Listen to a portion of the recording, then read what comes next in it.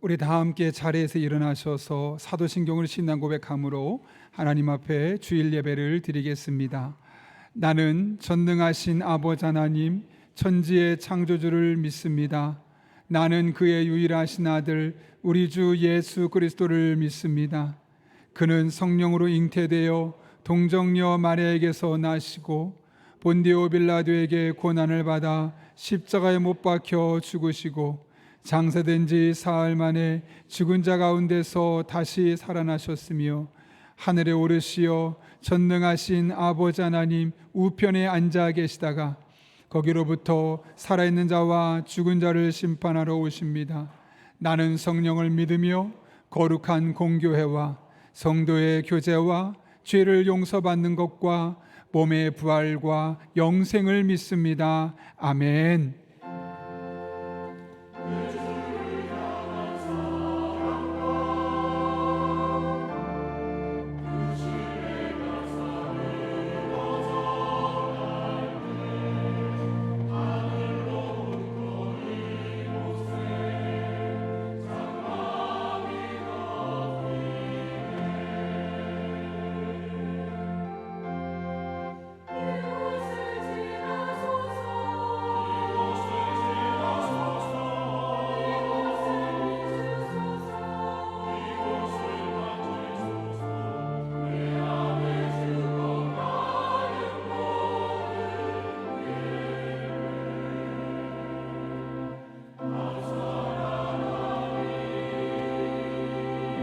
우리들의 생명의 주관자 되신 주님을 찬양하며 경배하며 나가십시다.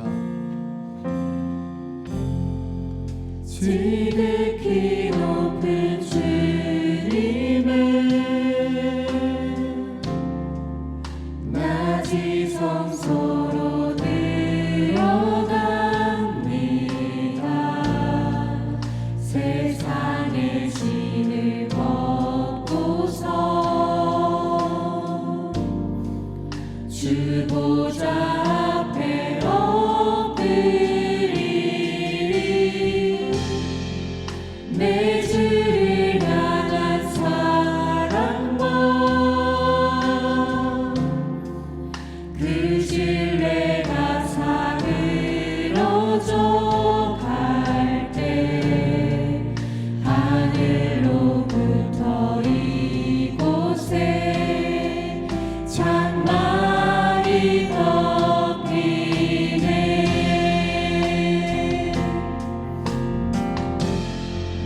이곳을 덮으소서. 이곳을 비추소서. 내 안에 무너졌던 모든 소망 다 회복하리니.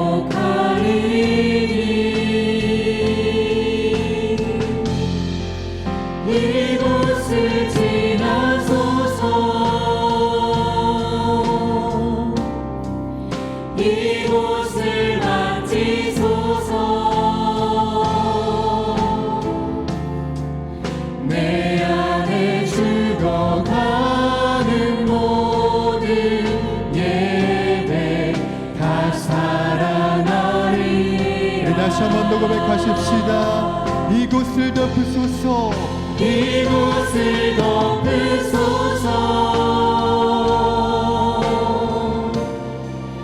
이곳을 비추소서. 내 안에 무너졌던 모든 소망 다 회복하리니.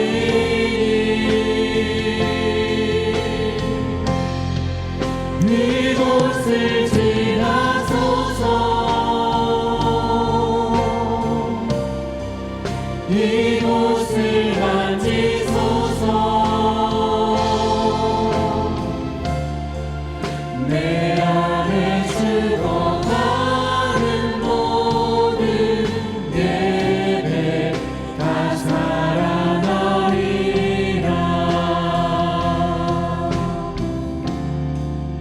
내 안에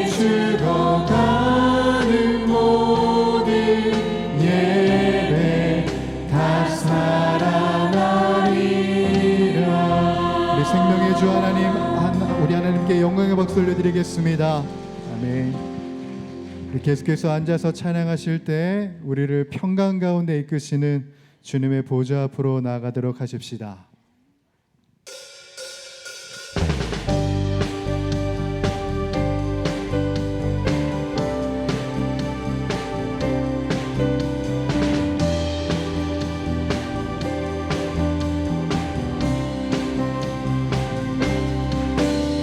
저 바다보다도 더 넓고 저 산과 하늘보다 더 높은 주님의 은혜가 이곳에 가득해. 살아계신 주 나의 하나님, 언제나 넘치는 주의 사랑으로 내 안에 가득히 넘쳐 흐르네. 내게 강 같은 평화, 내게 강 같은 평화, 내게 강 같은 평화가 넘치네.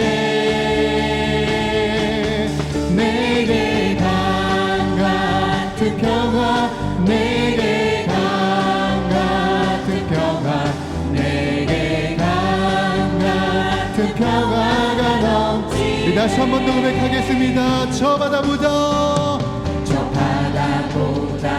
더 넓고 저 산과 하늘보다 더 높은 주님의 은혜가 이곳에 가득해.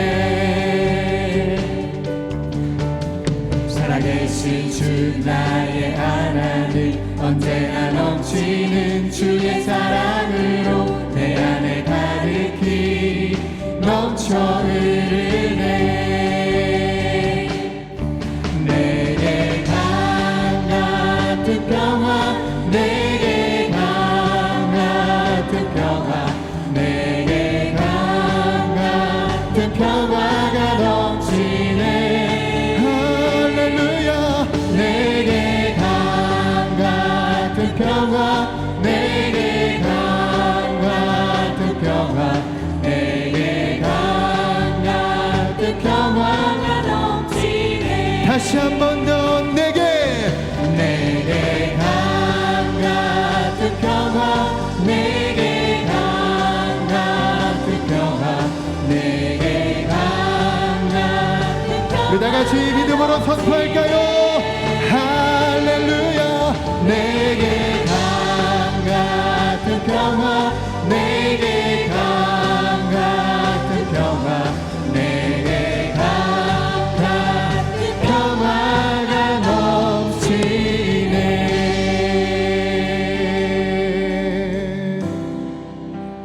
내게 강 같은 평화, 내게 강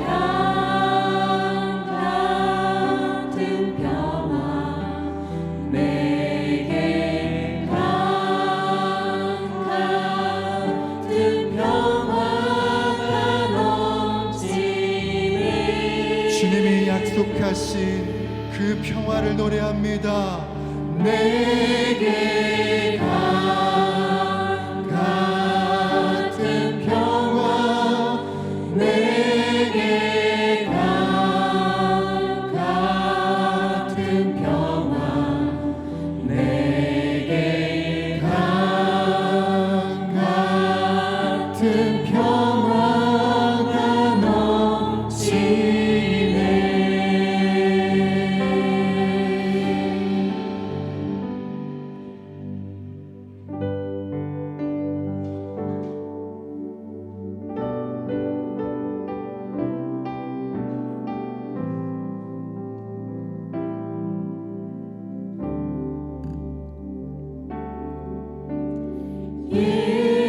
예수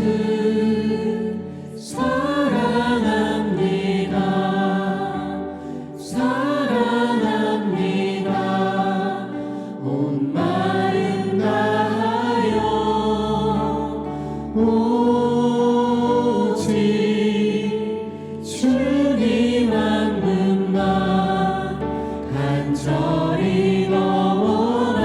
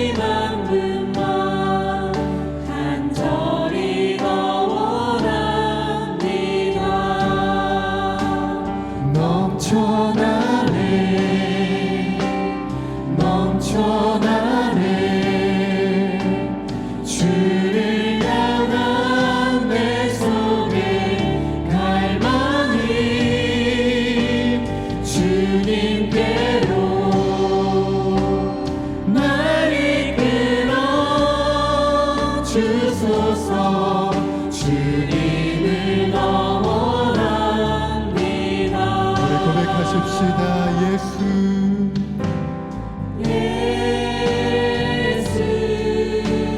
사랑합니다. 사랑합니다. 온 마음 다하여 오직 주님 한 분만 간절히 더 원합니다. 넘쳐나네 넘쳐나네 주를 향한 내 속에 갈망이 주님께로 날 이끌어 주소서. 주님을 더 원합니다. 넘쳐나네 넘쳐나네 주를 향한 내 속에 갈망이 주님께로 날 이끌어 주소서. 주님을 더 우리들의 목소리로 고백합시다. 넘쳐나네 넘쳐나네 주를 향한 내 속에 갈망이 주님께로 날 이끌어 주소서. 주님을 더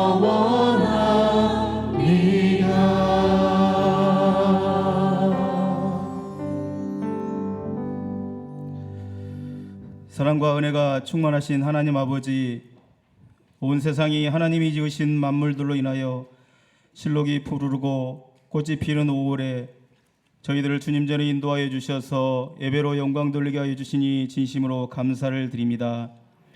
가정의 달에 어린이 주일과 어버이 주일, 스승의 날 주일로 매주 드리게 하셔서 가족의 소중함을 깨닫게 하여 주시고, 우리 교회에서도 다음 세대에 대한 관심과 교회의 어르신들을 섬기게 하여 주시니 감사를 드립니다. 하나님 아버지, 지난 한 주간의 삶을 돌아봅니다. 하나님 앞에 불순종과 교만, 영적인 게으름과 나태함으로 성령을 근심케 하는 삶을 살았는지 이 시간 회개합니다. 지난 한 주간 지은 저희들의 죄를 주님의 보혈의 피로 정결케 하여 주시고 깨끗게 하여 주시며 용서하여 주시옵소서. 우리 모든 성도들이 하나님을 갈망하며 간절히 기도하며 하나님 말씀 순종하는 성령 충만한 모습으로 그리스도의 한계를 나타내며 살게 하여 주시옵소서. 세상 살아갈 때 물질도 필요하오니 저희들의 사업장과 직장을 지켜주시며 자녀가 잘 되는 복을 주시고 건강의 복도 허락하여 주시옵소서. 몸이 아파 눈물로 기도하며 이겨내고 있는 성도들에게 여호와 라파의 하나님께서 치료의 강선을 발하여 주셔서 나음을 얻게 하여 주시고, 환난과 고난 중에 있는 성도들 인대와 연단을 통해 결국에는 치유와 회복을 경험하는 소망을 이루게 하여 주시옵소서. 하나님 아버지, 전쟁과 기근, 지진 등으로 고통받고 있는 우크라이나를 비롯한 모든 나라에 평화와 풍요가 찾아오게 하시고, 우리나라 또한 남북이 평화롭게 공존하게 하여 주시고 정치, 경제, 사회가 안정되게 하여 주시옵소서. 하나님 아버지, 우리 교회 다음 세대들이 교회학교 선생님들과 부모님의 신앙 지도 아래 믿음 안에서 영적으로 잘 성장하여 교회와 사회에 귀히 쓰임받는 제목들로 성장하게 하여 주시옵소서. 오이코스 사랑데이를 통하여 성도 간에 소통할 수 있게 하여 주시고 서로 은혜를 나누는 귀한 시간 되게 하여 주시며, 아직 오이코스에 속하지 않은 성도들도 소그룹 활동에 적극 동참하여 같은 은혜를 나눌 수 있도록 인도하여 주시옵소서. 오이코스를 리드하는 인도자님들을 성령 충만케 하여 주시고 삶에서도 복을 받게 하여 주시옵소서. 하나님 아버지, 담임 목사님께 영육간의 강건함을 주시며 영적인 리더십으로 교회를 잘 이끌어가게 하여 주시옵소서. 오늘 말씀 전하실 때 성령의 능력을 힘입어 전하게 하여 주시고 듣는 저희들은 그 말씀이 하나님의 말씀으로 들려지게 하여 주시고 큰 은혜 받는 그러한 시간 되게 하여 주시옵소서. 시온 찬양대가 찬양으로 하나님께 드릴 때에 영광 받아 주시고 더 많은 노력과 정성으로 영광 돌리게 하여 주시옵소서. 감사를 주님께 드리오며 예수님의 이름으로 기도하옵나이다. 아멘.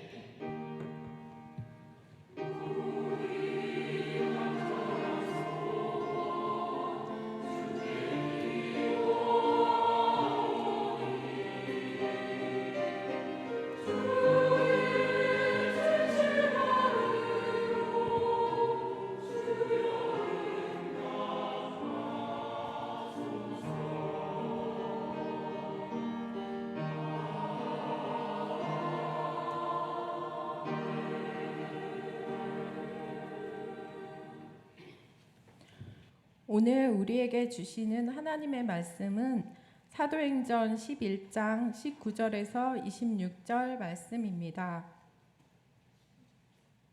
사도행전 11장 19절에서 26절까지 말씀입니다. 신약 성경 207쪽에 있습니다. 하나님의 말씀을 봉독하겠습니다. 그때 스데반의 일로 일어난 환란으로 말미암아 흩어진 자들이 베니게와 구브로와 안디옥까지 이르러 유대인에게만 말씀을 전하는데 그 중에 구브로와 구레네의 몇 사람이 안디옥에 이르러 헬라인에게도 말하여 주 예수를 전파하니 주의 손이 그들과 함께 하심에 수많은 사람들이 믿고 주께 돌아오더라.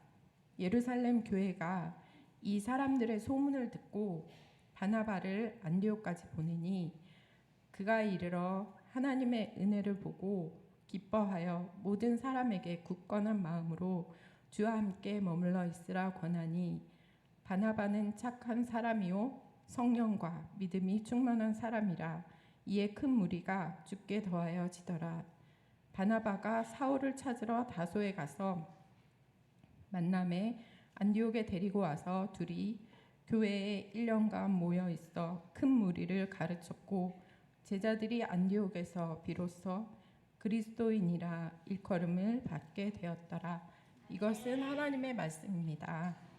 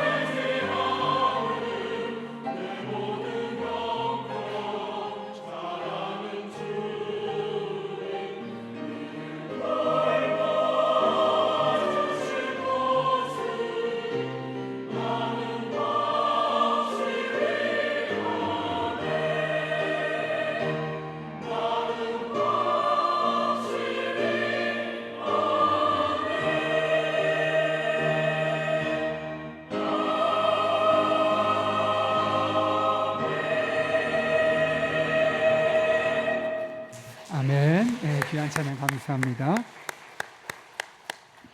네, 정말 귀한 찬양 감사합니다. 이 시간 주부를 참고할 때 여러분 앞에 귀의 소식 전하도록 하겠습니다.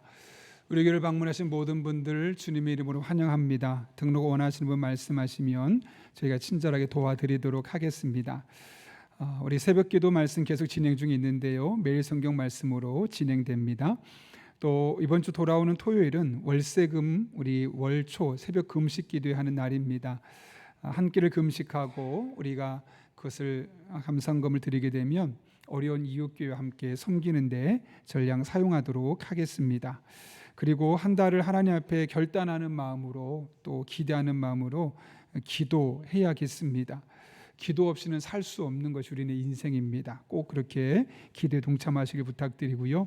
다음 주는 세례와 입교 예식과 성찬 예식이 있고 오후 찬양 예배는 경기노회 남성교회 찬양 대회가 이곳에서 있습니다. 오늘과 이번 주 한 주간에는 5위 코스별로 사랑데이를 보내게 됩니다. 또 다른 말로 단합데이이기도 하죠. 그래서 평상시에 못 모였던 분들 이번에 꼭 함께 모여서 함께 마음을 나누고 또 기도 제목도 나누고 식사도 하고 차도 마시고 그렇게 하시면서 교제하시면 좋겠고요. 교회에서는 어른은 1만 원씩, 자녀들은 5천 원씩 지원이 되니 그것을 토대로 조금 더 보태서 풍성하고 즐거운 시간 보낼 수 있기를 바랍니다. 계속해서 영화부 교사 모집 안내 드립니다. 영화부 아이들을 또 믿음으로 섬기길 원하시는 분들은 우리 3부 예배 시간입니다. 사무실로 신청하시거나 영화부 부장님께 신청해 주시면 되겠습니다. 6월 1일 토요일 장로의 야유회가 있습니다. 신해산 산악회가 6월 산행이 있는데요. 6월 8일 토요일에 태안 노을길로 가게 됩니다. 자세한 내용 주보를 보시면 되고 또 교회 소식이 있습니다. 우리 서경혜 집사님의 아들이 오봉집 역북점을 오픈하게 되었습니다. 개업한 식당, 이 어려운 시기에 또 잘 진행할 수 있도록 여러분 기도해 주시고요. 또 어제 장례 소식이 하나 있는데요. 김향임 권사님의 어머니께서 하나님의 부르심을 받았습니다. 그래서 오늘 교회에서는 3시 30분에 위로 예배를 출발하게 되는데요. 교회에서 3시 30분, 어울림 아파트 3시 45분 경유해서 광주광역시에 있는 천지장례식장을 가게 됩니다. 함께하지 못하시는 분들은 또 이런 기회를 통해서 귀한 권사님 마음에 평안하고 위로가 있을 수 있기를 여러분 기도해 주시기를 부탁드립니다. 더 자세한 광고는 주부를 참고해 주시고 우리 함께 기도하고 하나님 말씀 나누겠습니다. 거룩하신 아버지 하나님, 오늘도 우리를 불러주시고 말씀 앞에 서게 하신 은혜 감사합니다. 피곤할 수 있는 이 시간 하나님의 말씀을 받아 먹습니다. 성령으로 충만하게 인도하시고 내게 주신 말씀을 들려지게 하시고 이 말씀이 내 삶의 생명과 능력과 지혜가 되게 하여 주옵소서. 예수님의 이름으로 기도하옵나이다. 아멘. 우리 앞뒤 좌우 있는 분에게 이렇게 인사하며 축복합니다.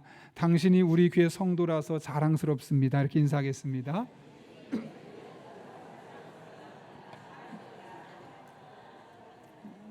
네.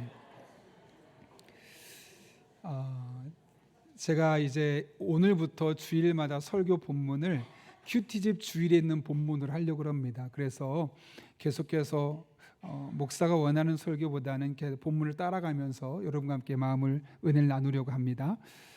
제가 지난 수요일에 모든 기도회가 끝나고 집에 도착했더니 제가 책을 보고 공부하는 방에 연습장이 있는데 거기에 한 사람의 이름이 써 있더라고요. 제가 궁금해서 아내에게 물어봤습니다. 잘 살펴봤더니 저희 큰아이 친구의 이름이더라고요. 그래서 제가 아내한테 물어봤어요. 여보, 도대체 이름 왜 적어놨어? 라고 물었더니 저희 교회가 수요일마다 교회 지역 주변을 전도하지 않습니까? 이제 피렌체 아파트까지 전도를 왔다가 그쪽에 젊은 청년이 있어서 한 분이 그 청년에게 전도를 했대요. 나 용인영락교회 다니는데 꼭 교회 다니라고. 그래서 그 청년에게 전도를 했더니 그 청년이 이렇게 말하답니다. 제 친구 아빠가 그 교회 담임 목사입니다.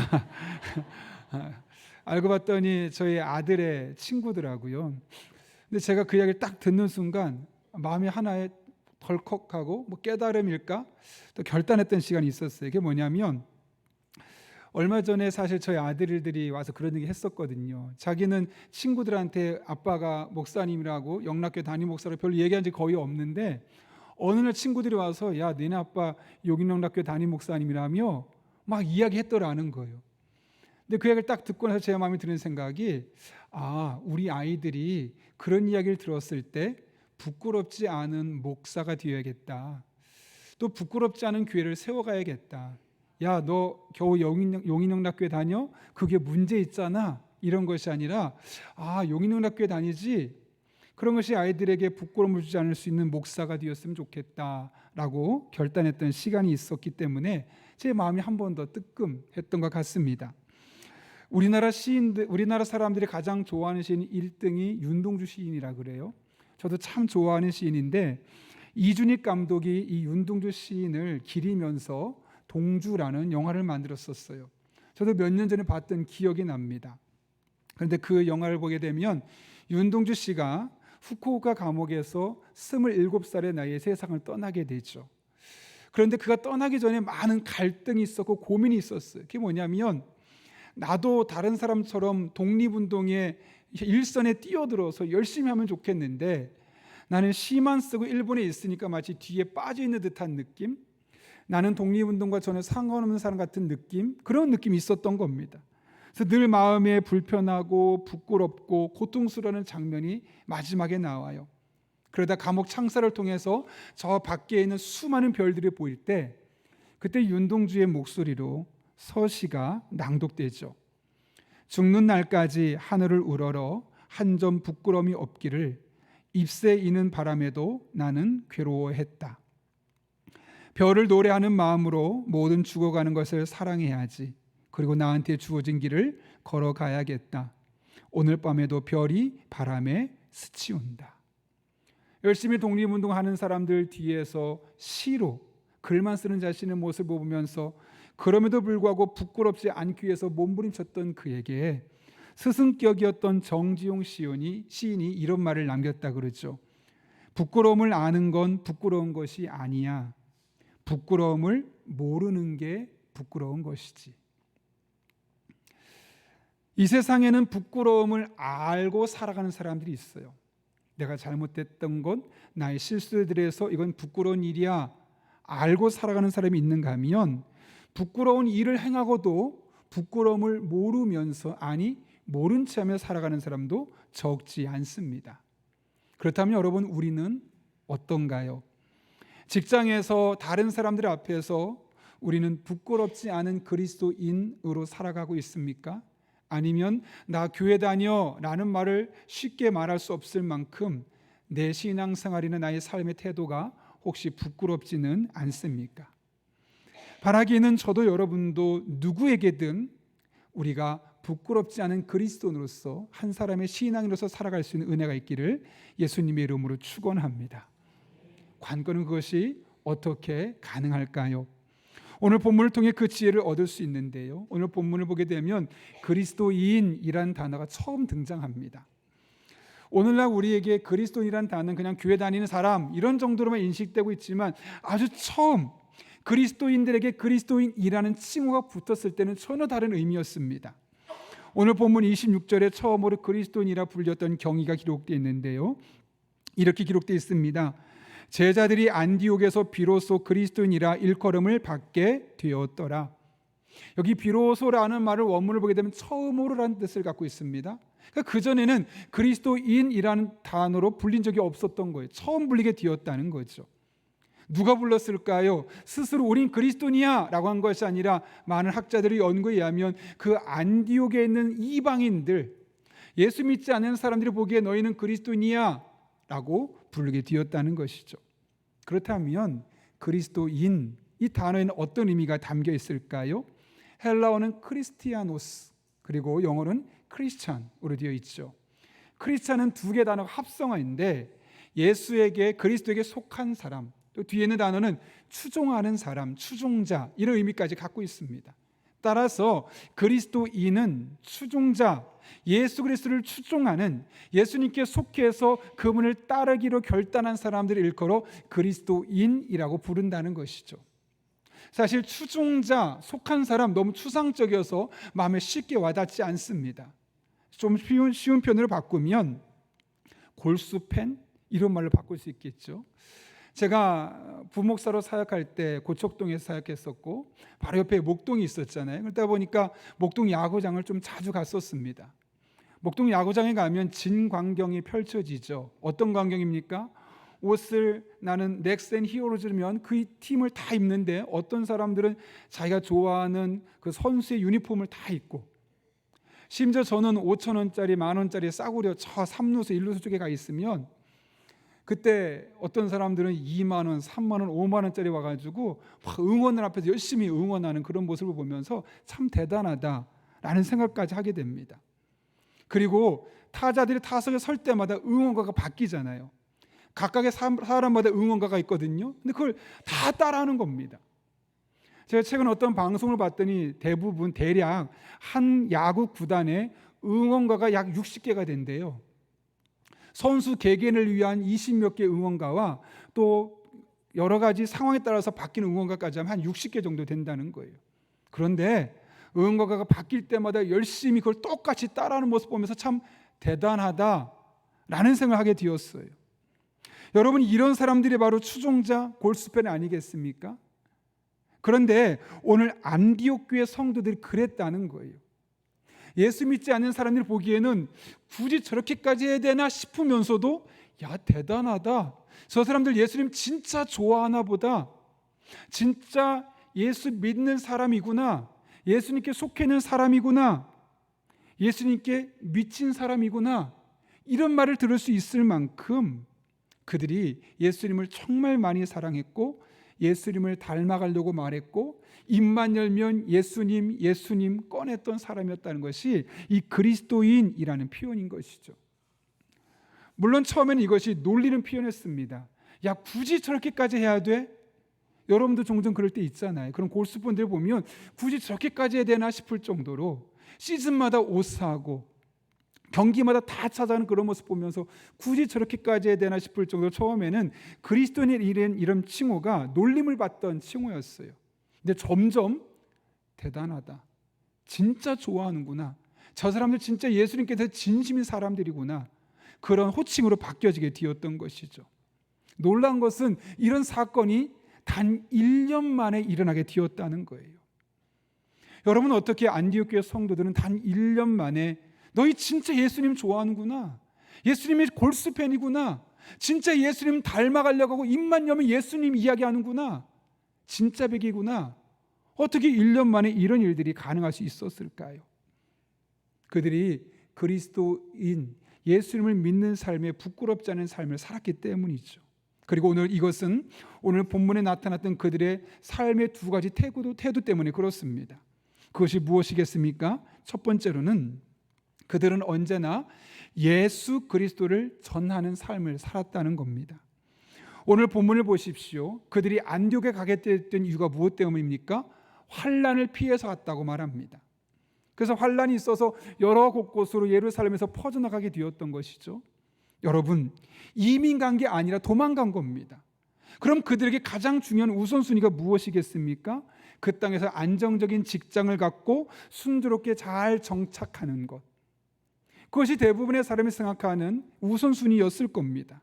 그런데 이들은 그것이 우선순위가 아니라 두 번째 순위였고 가장 중요한 우선순위는 오늘 19절과 20절에 기록되어 있죠. 같이 한번 보면서 읽겠습니다. 읽습니다. 시작. 그때 스데반의 일로 일어난 환난으로 말미암아 흩어진 자들이 유대인에게만 말씀을 전하는데 그 중에 구브로와 구레네 몇 사람이 안디옥에 이르러 헬라인에게도 말하여 주 예수를 전파하니. 오늘 본문을 보게 되면 말씀을 전하는데 주 예수를 전파하니, 이 두 가지 표현을 보아서 그들이 무엇에 우선순위를 두고 있었는지를 분명히 알 수 있죠. 그들은 늘 예수 그리스도, 나를 십자가에서 구원하신 그 예수님을 전하는 것에 진심이었고 그것이 가장 삶의 우선순위였음을 말씀하고 있는 것이죠. 비록 피난민의 신세라서 경제적으로 안정되어 있지 않습니다. 의식주 문제가 과거에 살던 만큼 수준에 이르지 못해서 늘 불안한 시간을 보낼 수밖에 없습니다. 그럼에도 불구하고 그들은 복음을 전하는 일을 멈추지 않았다는 겁니다. 아니 멈추지 않은 것이 아니 그것을 우선순위에 삼고 살아갔음을 오늘 본문 우리에게 이야기하고 있는 것이죠. 그렇게 그들이 복음을 전했을 때 어떤 일들이 일어나던가요? 21절 말씀입니다. 주의 손이 그들과 함께 하심에 수많은 사람들이 믿고 주께 돌아오더라. 아멘. 그들이 복음을 전했더니, 우선순위를 삼고 예수님을 전했더니, 내가 믿는 예수 그리스도의 그 십자가를 전했더니 주의 손이 그 자리에 함께하여 주셔서 그들이 예수님 믿게 되는 놀라운 은혜가 있었음을 오늘 본문은 말씀하고 있는 것이죠. 여러분, 복음을 전하는 일에 실패가 있을까요? 없을까요? 없습니다. 물론 겉으로 보기에는 복음을 전해서 당장 예수님을 믿지 않기 때문에, 당장 교회를 찾아오지 않기 때문에 실패한 것처럼 보입니다. 그러나 지금 당장 열매가 없어 보여도 복음 전파에는 결코 실패라는 것이 없습니다. 왜요? 하나님께서 반드시 그분의 손으로 함께하여 주셔서 예수님을 만나게 하시고 예수님 믿게 하는 놀라운 은혜가 예비되어 있기 때문에 그렇습니다. 그러므로 우리 할 일은 상황 때문에 낙심하거나 좌절해서 복음을 전하는 것을 포기하는 것이 아니라 끝까지 나를 구원하신 예수 그리스도의 그 십자가, 그 하나님의 은혜를 지속적으로 전하는 겁니다. 그러나 하나님 반드시 역사하시고 놀랍게 반응하여 주실 것입니다. 여러분, 토마스 선교사라고 많이 들어보셨죠? 저도 최근에 여러 책을 읽다가 이 토마스 선교사에 대해서 한 번도 들어보지 못했던 내용을 읽어서 여러분과 함께 나누려고 하는데요. 그는 제너럴 셔먼호의 통역관으로서 한국에 두 번째 방문하게 되었어요. 그런데 그 입항하는 것을 반대하게 되었고 결국은 배가 불에 타게 되면서 그들이 다 땅에 내려오고 그 땅에서 죽어버리게 됩니다. 그런 가운데 토마스 선교사는 군졸에게 죽기 바로 직전까지 갖고 있던 성경을 다 뿌리기 시작합니다. 그리고 마지막 자신을 죽이려 했던 한 군졸에게 성경책을 주고 그 자리에서 죽게 됩니다. 그리고 그는 27살이 되기 4일 전에 생일을 4일 남겨두고 그렇게 거룩한 순교자의 삶을 살게 되는 것이죠. 그가 죽었다는 소식이 한국에서뿐만 아니라 선교본부를 통해서 그를 파송했던 웨일즈에까지 전해지게 되었습니다. 그 소식을 들었던 웨일즈 사람들은 이 토마스 선교사의 무덤에 나무판에 성경 구절을 하나 넣었죠. 욥기 17장 11절인데 성경 구절에 판을 하나 넣고 뿐만 아니라 그를 기념하는 기념교회에도 그 성경 구절을 적어놨습니다. 제가 읽으면 이런 말씀입니다. 나의 날이 지나갔고 내 계획, 내 마음의 소원이 다 끊어졌구나. 토마스 선교사가 했던 이야기가 아니라 토마스 선교사의 죽음을 보고 그를 파송했던 웨일즈 지역의 사람들과 선교 본부에서 했던 메시지입니다. 나의 날이 지나갔고 내 계획, 내 마음의 소원이 다 끊어졌구나. 그들이 보기에 이 토마스 선교사의 선교 사명은 끝난 것으로, 실패한 것으로 보였습니다. 젊은 나이에 육지도 제대로 밟지 못하고 복음도 제대로 전하지 못하고 그 자리에 죽어버렸으니 이건 실패한 것, 그의 계획과 그의 마음의 소원은 다 끊어진 것, 그렇게 결론을 내려버렸고 성경 구절을 판에 넣어서 관에 넣게 되었던 것이죠.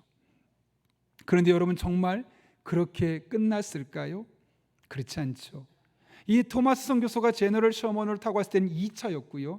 1차로 왔을 때 두 사람에게 성경책을 주었습니다. 그때 그 성경책을 받은 사람이 최치량이란 사람이고 그가 평양교회를 세우게 되었던 것이죠. 그리고 그가 제너럴 셔먼호에서 오면서 이제 불이 타가고 곧 죽게 되어질 때 성경책을 막 뿌릴 때 그 주변에 구경했던 수많은 사람 중 그 성경책을 한 사람이 집어갔는데 홍신길이란 사람입니다. 그는 서가교회를 세우게 됩니다. 그리고 마지막, 여러분이 잘 알고 있는 이 토마스 선교사를 직접 죽였던 박춘권이란 사람은 그 마지막 받았던 성경을 갖고 가서 그 성경을 통해 예수님을 알게 되고 그가 평양교회 장로로 세워지게 되었던 것이죠. 웨일즈 사람이 볼 때, 또 한국 사람들이, 군졸들이 볼 때 저 사람은 그냥 아무런 일도 하지 못하고 죽어간 무기력한 사람처럼 보였지만 결코 그렇지 않았습니다. 그 한 사람이 보낸 성경은 3개밖에 되지 않았지만 그 3개의 성경이 한국 기독교의 기초를 놓을 수 있게 되었고, 그 세계의 성경과 그의 선교의 열정이 오늘날 우리가 다니고 있는 이 교회의 모습을 이끌어낼 수 있게 되었던 겁니다. 하나님은 영국의 웨일즈, 그 웨일즈에서도 가장 작은 마을이었던 홀리노버, 또 그 마을에서도 가장 작은 교회의 20대 청년을 택했습니다. 그리고 그 청년의 그가 만났던 예수 그리스도를 선포하는 그 복음에 대한 열정, 그걸 통해서 오늘날 한국교회를 이렇게 아름답게 세워 가셨던 거죠. 여러분, 우리가 복음을 전하는 것 결코 포기하지 마십시오. 지금 당장은 열매가 없어 보여도 반드시 하나님은 하나님의 손으로 함께하여 주셔서 열매 있게 하여 주실 것입니다. 이를 필요한 것은 씨를 뿌리는 겁니다. 씨를 뿌리지 않으면 당연히 열매가 없지 않겠습니까? 근데 중요한 것은 우리는 추수만, 마지막에 추수가 있어야지만 마치 그것이 모든 것이 된 것처럼 생각합니다. 그런데 사실은 추수를 위해서 준비하는 모든 과정이 중요한 과정 아니겠습니까? 땅을 파고 고르게 하고 돌을 집어내고 물을 뿌리고 풀을 메고 씨를 뿌리는 전 과정이 사실은 추수를 위한 모든 과정이 될 수 있는 겁니다. 근데 우리는 전도를 하다 보면 누군가 꼭 교회에 와서 교회를 정착을 해야지만 내가 전도 제대로 했어 라고 생각하는데 꼭 그렇지만 않습니다. 성경을 보게 되면 심는 자가 있고 거두는 자가 따로 있을 수 있다라고 말합니다. 요한복음 4장 36절부터 38절까지 말씀이 그런 말씀인데요, 같이 한번 읽어볼까요? 시작. 거두는 자가 이미 삭도 받고 영생에 이르는 열매를 모으나니 이는 뿌리는 자와 거두는 자가 함께 즐거워하게 하려 함이라. 그런즉 한 사람이 심고 다른 사람이 거둔다는 말이 옳도다. 내가 너희로 노력하지 아니한 것을 거두러 보내었노니 다른 사람들은 노력하였고 너희는 그들이 노력한 것에 참여하였느니라. 아멘. 지금 예수님의 제자들이 열매를 얻었는데 그들이 다 한 게 아니라는 거예요. 누군가 씨를 뿌렸고 많이 노력한 건 너희는 잠깐 참여해서 그 열매를 얻었다는 거죠. 여러분, 전도도 마찬가지예요. 한 영을 구원하는 것도 마찬가지예요. 언제 그 사람이 구원받을지 몰라요. 우리는 계속 씨를 뿌리고 접근하고 복음을 전하는 거예요. 내가 그렇게 복음을 전하다 그 사람이 이사를 가거나 누구를 만나서 다른 교회에서 예수님 만나고 교회 다닐 수 있지 않겠습니까? 다른 곳에 누군가가 그 사람을 만나서 계속 복음을 전하고 그 사람이 예수님의 십자가를 전하다가 마지막에 나를 만났는데 나를 통해서 그 사람의 마음의 문이 열리고 그 사람이 예수님을 영접할 수 있는 일이 생기지 않겠습니까? 오늘 본문이 그런 말씀이에요. 한 사람이 심고 다른 사람이 거둔다는 말이 옳도다. 그러니 우리가 할 일은 너무나 분명하죠. 그냥 뿌리는 거예요. 복음을 전하는 거예요. 나를 구원하신 예수 그리스도의 그 십자가, 그 감동과 그 감격을 있는 그대로 전하는 거예요. 예수님 나를 구원하신 그 은혜가 얼마나 큰지 생각할 때마다 그 마음이 얼마나 감격스러운지를 전하는 거예요. 내가 만난 예수님 당신도 만나기를 원한다고 그에게 소개하고 알리는 거예요. 지금 당장 그가 복음을 받아들이지 않을 수 있어요. 지금 당장은 거부할 수 있어요. 그러나 씨를 뿌리면, 계속해서 씨를 뿌리면 나를 통해 열매 맺게 하실 수도 있고 다른 누군가를 통해 하나님이 열매 맺게 하실 수도 있다는 거죠. 중요한 건 복음을 전하는 그 현장에 하나님의 손으로 함께하여 주신다는 겁니다. 여러분, 복음을 전하십시오. 하나님이 그 현장에 반드시 함께하여 주실 것입니다. 여러분과 저를 통해 이런 은혜가 날마다 경험될 수 있기를 예수님의 이름으로 축원합니다. 두 번째로, 안디옥 교회 성도들은 그리스도인으로서 다른 사람을 치유하는 회복의 공동체를 일궈냈다는 겁니다. 오늘 본문 이어지는 말씀 보게 되면 안디옥 교회를 굳건하게 세웠던 한 사람을 이야기하죠. 바로 바나바는 사람이에요. 예루살렘 교회는 안디옥 교회가 점점 커지자 한 사람을 파송하는데 평신도 선교사로서 바나바를 보냅니다. 이 바나바가 그곳에 가자마자 놀란 일들이 일어나요. 오늘 본문에 24절과 26절을 보면 이렇게 기록되어 있어요. 바나바는 착한 사람이요 성령과 믿음이 충만한 사람이라 이에 큰 무리가 죽게 더하여지더라.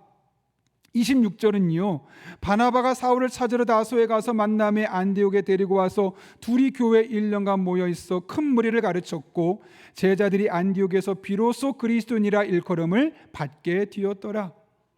이 두 구절의 특징이 무엇입니까? 주어가 바나바님입니다.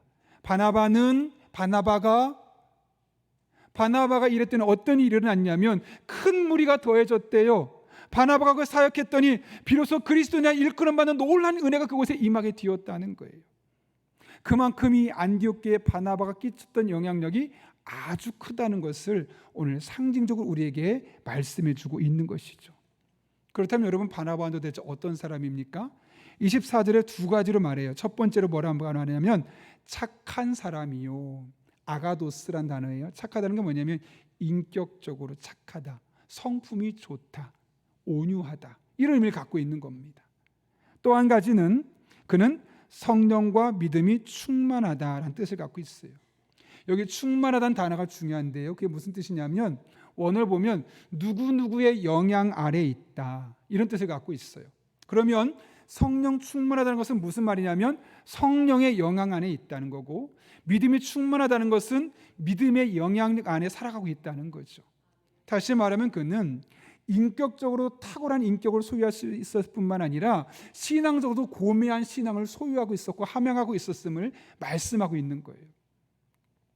교회를 돌아보면 인격적으로는 탁월한데 정말 누구 말대로 예수님 없이도 구원받을 사람처럼 보이는데 신앙적으로는 형편없는 사람이 있어요.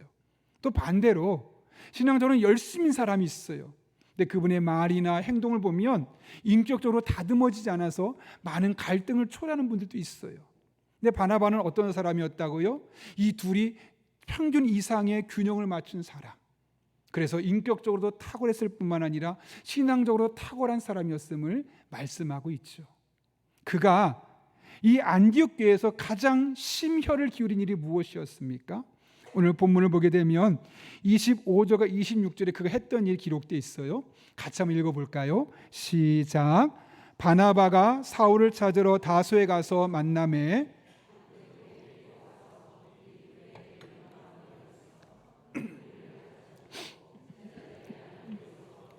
그리스도니라 일컬음을 받게 되었더라. 아멘. 여기 보게 되면 몇 가지 단계가 있어요. 여러분, 바나바가 무슨 일을 가장 먼저 했습니까? 사울을 찾으러 다소에 갔다 그래요. 이 찾다라는 말이 원문을 보니까 어떤 뜻을 갖고 있냐면 아나제 테사이라는 뜻인데 추적하다, 아래 위로 옆으로 가다. 이게 뭐냐면 가서 없으면 돌아오지 뭐, 이게 아니라 샅샅이 주셨다는 거예요. 이게 무슨 말일까? 이 사람 없이는 안 된다는 거죠. 그래서 샅샅이 주셨어요. 그런데 그를 찾아냈어요. 그리고 어떻게 쓰냐면 안디옥으로 데리고 왔다고 돼 있어요. 이 데리고 왔다라는 말도 원문을 찾아보면 억지로 끌고 왔다는 거예요. 이게 무슨 말이냐면 오고 싶어 하지 않았다는 거죠. 왜 그랬을까요, 여러분? 원래 사울이 어떤 사람이에요? 예수 믿는 사람을 잡아서 죽였던 사람이 있잖아요. 사람들이 믿지 않았어요. 나 이제 예수님 믿어요, 내 마음 바뀌었어요 하니까 사람들이 안 믿는 거예요. 그래서 그를 멀리했어요. 거부했어요. 그 마음에 거부감이 있을 수밖에 없고 상처받은 거죠. 그래서 바나바가 갑시다. 싫어요, 안 갈래요. 갑시다. 억지로 끌어서 겨우 데리고 왔다는 거예요. 그리고 나서 무슨 일 했냐면 1년 동안 두 사람이 교회에서 함께 그 사람들을 가르쳤다라고 이야기를 합니다. 안 갈 거야 했던 사울이 가게 되었을 뿐만 아니라 이제는 둘이 하나의 팀워크를 이루면서 그 공동체에 있는 사람들을 가르친다는 거죠. 그게 무슨 말일까요, 여러분? 그 마음에 있던 상처가 회복되었다는 것이고 고침받았다는 것이고 더 나아지게 되었다는 것이죠. 이렇게 그 공동체 안에서 사울과 바나바가 하나가 되는 모습, 특별히 바나바는 상처받아서 교회를 떠나야 했던 사람들, 교회를 점점 멀리 했던 사람을 그냥 내버려 둔 것이 아니라 손을 붙잡고 끌고 와서라도 함께 우리 공동체에서 일해보자고, 함께 사역을 하자고, 함께 팀워크를 이뤄보자고, 서로 끌고 와서 함께 사역을 이루게 되었을 때 그 교회 공동체 사람, 얼마나 많은 사람이 상처를 받았을까요? 수많은 사람이 상처받았겠죠. 있었겠죠. 근데 그 두 사람이 잘 치료하게 되니까 저 공동체는 진짜 예수님을 잘 믿을 뿐만 아니라 입만 열면 예수, 그 예수 정말 닮은 사람들이구나, 그렇게 그리스도인이라는 이름을 불릴 수 있게 되었다는 것이죠. 그만큼 공동체로 함께하는 것, 다른 사람과 함께 교제하는 것, 이것이 중요함을 깨닫게 되는 겁니다. 만약에 바나바가 사울을 찾아가지 않았다면 어떻게 되었을까요? 사울은 계속 상처를 가슴에 품고 공동체 안에 들어올 수 없었을 겁니다. 그러나 바나바가 앞장서서 찾아가고 오기 싫은 거 억지로 끌어서도 와야 된다고 하면서 하나의 팀워크를 이루게 되었을 때 그 마음의 상처가 씻어지게 되고 이제는 상처 입은 치유자로서 그 공동체는 수많은 사람을 고치며 그 교회 공동체를 든든히 세워갈 수 있었던 거죠. 그만큼 함께하는 것, 누군가와 공동체에 이으며 살아가는 것이 우리 삶에 너무나 중요하다는 겁니다. 최근에 몇몇 연구에 의하면 다른 사람과 어떤 관계를 맺고 있느냐에 따라서 우리 인생이, 우리 미래가 많이 달라진다는 거예요. 시카고 대학에서 한 연구를 했어요. 연구를 했더니 나이가 드신 어른들 중에 외로움이란 감정을 갖게 되잖아요. 꼭 어른들뿐만 아니라도 외로움을 갖게 되면 다른 사람보다 약 14% 빨리 죽을 확률이 높다는 거예요. 뿐만 아니라 이런 외로움, 그러니까 개인이 단독적으로 외로움도 있겠고 군중 속의 외로움도 있겠죠. 그런 외로움을 계속 갖게 되면 어떤 일이 생기냐면 비만 있는 사람보다 2배 정도 빨리 사망할 수 있는 확률이 높다는 거죠. 또 하나의 연구 결과가 캐나다에 있는 학교에서 있었는데요. 이민 온 아이들이 있잖아요. 이민을 왔는데 친구를 빨리 사귀면 괜찮지만 그곳에서 친구를 사귀지 않고 그냥 혼자 외톨이가 되어서 지내는 아이들이 있는데 그런 아이들일수록 심장병에 걸릴 확률이 훨씬 높다는 거죠. 여러분, 이 2개 연구 결과가 무엇을 우리에게 증명합니까? 이 두 연구 결과의 공통점이 무엇입니까? 사람은 혼자 외롭게 살아갈 수 있는 존재가 아니라는 거예요. 공동체 안에 들어와서 함께 대화하고 함께 마음을 나누고 기도를 나누고 상처를 서로 치유하고 그럴 때 시너지 효과가 생기는 것이죠. 그런데 공동체를 떠나는 순간부터 우리 마음속에는 상처가 생기고 우리 마음속에는 병이 생기고 육체의 질병이 우리에게 찾아올 수밖에 없다는 거예요. 왜 그럴까요, 여러분? 우리가 공동체적으로 창조되었기 때문에 그렇습니다. 우리는 태생적으로 사람과 사람 사이에 어울리도록 존재되었기 때문에 그런 거예요. 오죽하면 시편 저자가 시편 133편 1절에서 이렇게 말하지 않습니까? 형제가 연합하여 동거하며 어찌 그리 선하고 아름다운고. 하나님 보시기에 선하고 아름다운 모습이 무엇이라고요? 높은 성공을 이루고 큰 집에 살면서 떵떵거리면서 하고 싶은 거 다 하고 살고 그래도 하나님이 하셨으면 하나님 은혜입니다. 그런 간증하는 모습을 선하고 아름답다고 말씀합니까? 물론 그런 것도 아름다운 측면 중에 하나지만 형제가 연합하여 동거함이 그렇게 하나님 보시기에 선하고 아름답다. 공동체를 이루면서 서로 마음을 헤아리고 서로를 위해 기도해주고 마음을 나누고 은혜를 나누고 하나님께 받은 바 은혜를 함께 간증하고 이것이 공동체 안에 넘치게 되어질 때 하나님이 그런 공동체 모습을 너무너무 귀하게 보신다고 말씀하고 있는 것이죠. 사람은 이렇게 다른 사람과 어울려 살아야만 합니다. 특별히 신앙생활은 더더욱 그렇습니다.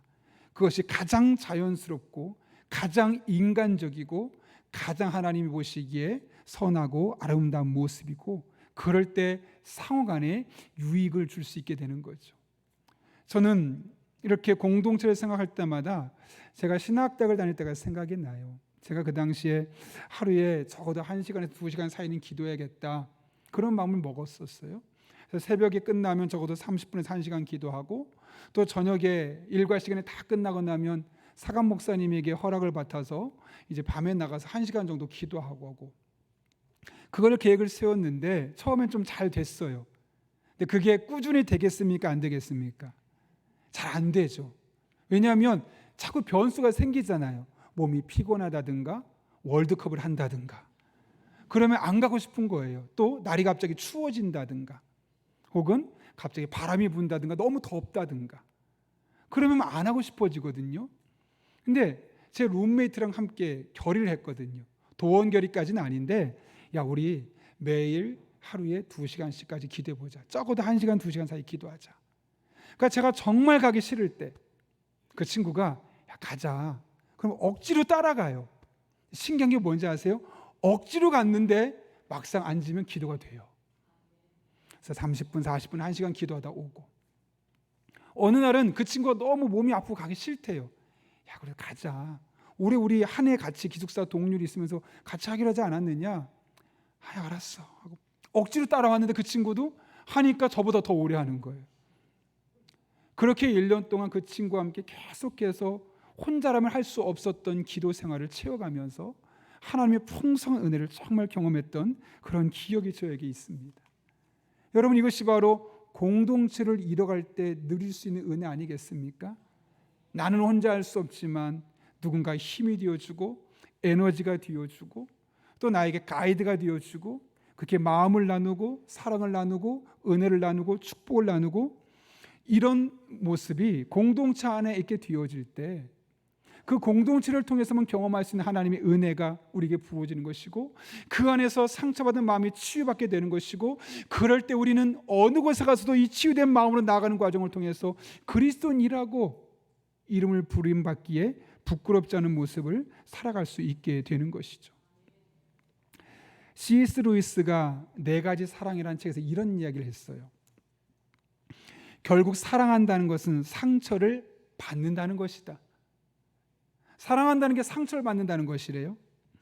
무엇이든지 사랑해보라. 그러면 틀림없이 마음을 졸이게 되고 어쩌면 마음이 찢어지게 될 것이다. 당신의 마음이 상하기 원치 않는다면 그 누구에게도 마음을 주지 말아야 한다. 취미와 작은 즐거움으로 마음을 조심스럽게 감싸고 모든 복잡한 관계를 피하며 이기심이라는 상자 안에 안전하게 보관하라. 그러나 안전하지만 공기도 없고 움직임도 없는 그 상자 속에서 당신의 마음은 변해갈 것이다. 당신의 마음은 찢어지지는 않겠지만 찢어질 수 없게 될 것이다. 아무것도 받아들일 수 없게 될 것이다. 결국 되살릴 수 없게 될 것이다. 천국 외에 당신이 사랑의 위험으로부터 안전할 수 있는 곳은 지옥뿐이다. 내가 누군가를 만나서 상처받아서 나 이제 공동체에 안 들어갈 거야. 처음에는 그것이 내 안에 위로를 주는 것 같고 나를 회복시키는 것처럼 보이지만 그렇지 않다는 거예요. 그러다 보면 다른 사람에 대해서도 내가 이기적인 사람으로 바뀌어지게 되고, 다른 사람의 마음이 아파할 수 있을 때 아파할 수 없는 그런 황폐한 마음을 소유하게 되고, 어느 누구도 받아들일 수 없는 그런 고립된 섬과 같은 삶을 살 수밖에 없을 것임을 이야기하고 있는 것 아니겠습니까? 여러분, 당연합니다.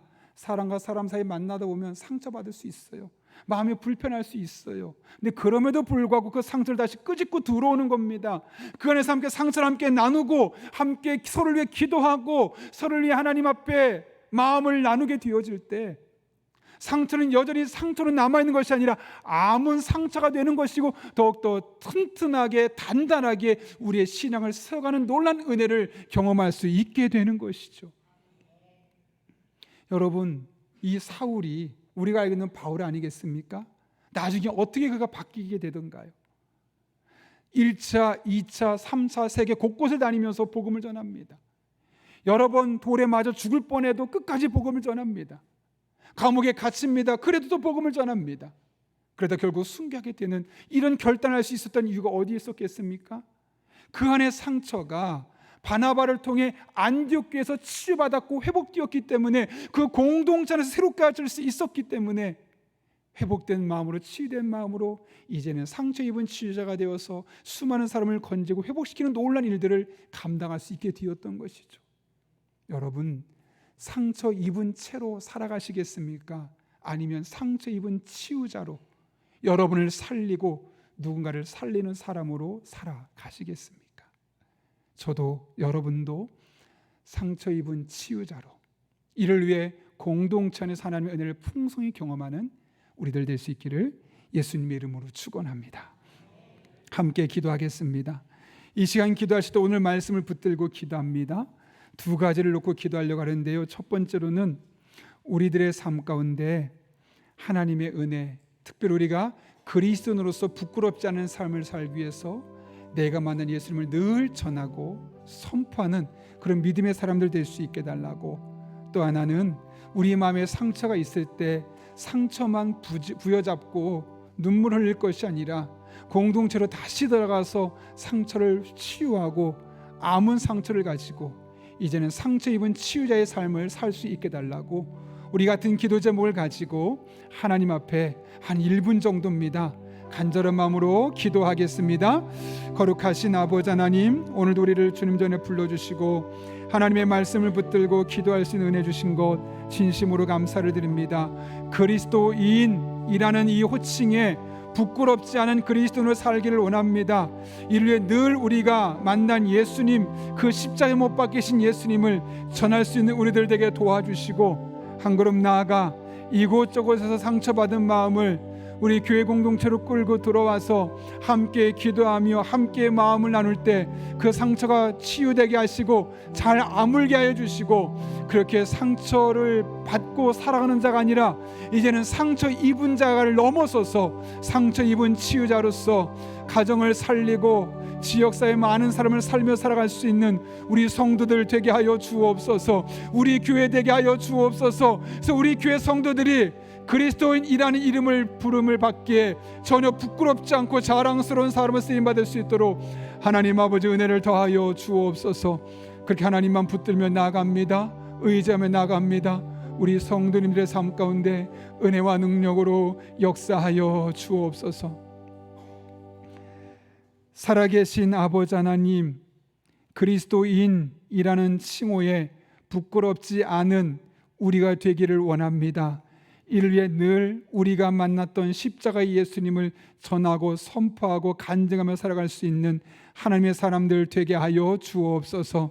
뿐만 아니라 이곳저곳에서 받은 마음의 상처들이 우리 교회 공동체 안에서 소그룹 안에서 서로를 위해 기도하고 감싸주고 축복할 때 온전히 고침받게 하시고 치유되게 하시고 그 회복된 몸과 마음으로 상처 입은 치유자가 되어 또 다른 사람을 고치며 그렇게 우리 공동체가, 우리 교회 공동체가 치유의 공동체가 될 수 있도록 은혜 베풀어 주옵소서. 예수님의 이름으로 기도하옵나이다. 아멘. 이 시간 찬송가 595장 부르실 때 마지막 절에 일어서서 봉헌하시겠습니다.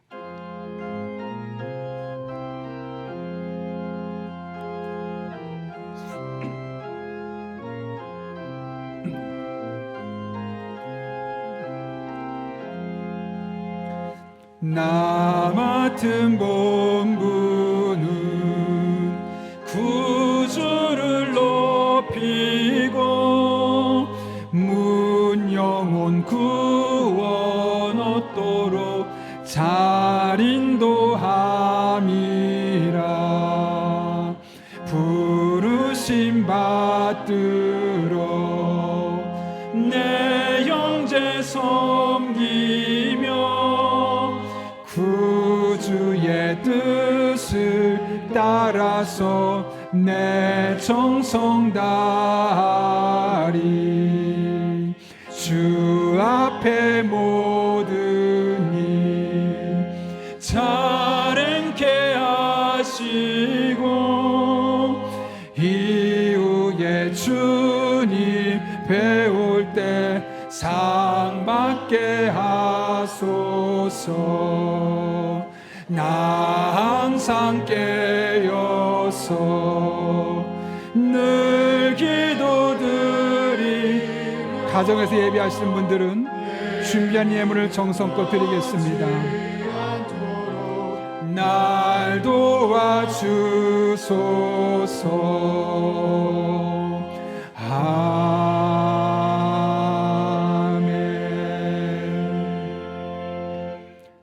살아계신 아버지 하나님, 조삼모사 우리의 믿음을 흔드는 이 세상에서 우리의 믿음이 변치 않도록 깨어 기도하게 하시고 하나님을 의지할 수 있는 믿음을 우리에게 허락하신 것 진심으로 감사를 드립니다. 그 하나님의 은혜로 우리를 붙들어 주셔서 지난 일주일도 믿음으로 살 수 있었고 오늘 이렇게 다시 주님 앞에 나와 예배할 수 있게 하신 것이 모두 하나님의 은혜임을 알기에 오늘 우리가 빈손으로 나오지 아니하고 우리의 믿음과 하나님을 사랑하는 마음을 담아 다양한 제목으로 예물을 드리오니 이 모든 예물을 기쁘게 받아 주시옵고 우리 성도 한 분 한 분의 삶에 더 귀하고 복된 것으로 갚아주시는 복된 한 주간 되게 하여 주옵소서. 우리 성도들의 피와 땀과 눈물이 담기는 예물 드립니다. 단 한 푼 더 들을 쓰여지지 아니하도록 깨어 기도하게 하여 주시옵고, 하나님 아버지의 마음을 시원케 하는 것에만 사용할 수 있도록 영적인 분별력을 허락하여 주옵소서. 우리 성도들을 축복하며 기도합니다. 험악한 세상으로 나아갑니다. 때를 따라 돕는 은혜로 힘과 능력과 지혜와 만남의 복을 주시고 성령 충만 가운데 기도하게 도와주셔서 모든 것을 합력해 선을 이루시는 하나님의 은혜를 날마다 경험하는 복된 성도님들 되게 하여 주옵소서. 그렇게 날개 그늘 안에 품어주시고 하나님 눈동자처럼 지켜주시고, 이 한 주도 하나님의 은혜입니다. 하나님이 하셨습니다. 끊임없이 간증할 수 있도록 날마다 순간마다 우리 성도들을 붙들어 주옵소서. 함께 하실 줄로 믿사오며 예수님의 이름으로 기도하옵나이다. 아멘. 우리 함께 파송의 찬양 부르시고 축도함으로 오늘 예배를 마치도록 하겠습니다.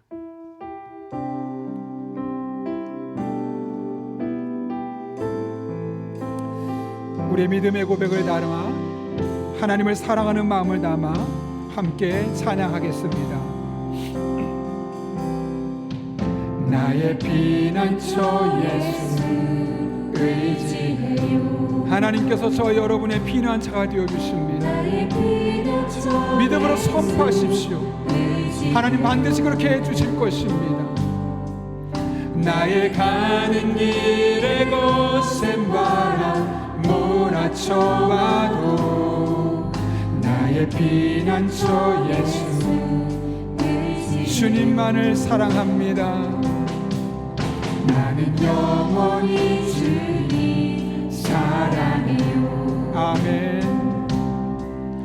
나는 영원히 주님 사랑해요. 세상 어떤 것도 나의 사랑 끊을 수 없네. 나는 영원히 주님 사랑해요.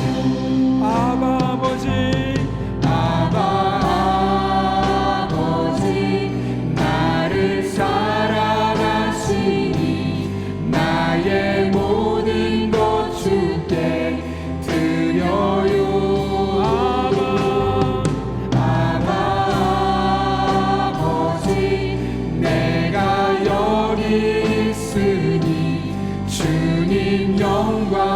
다시 한 번 더 고백합니다.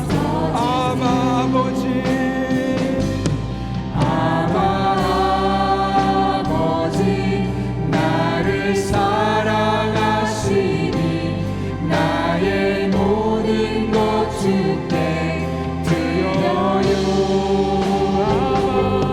아바 아버지, 내가 여기 있으니 주님 영광 위하여 써지소서. 주님 교회 위하여, 주님 교회 위하여, 주님 나라 위하여, 주님 나라 위하여 써주세요.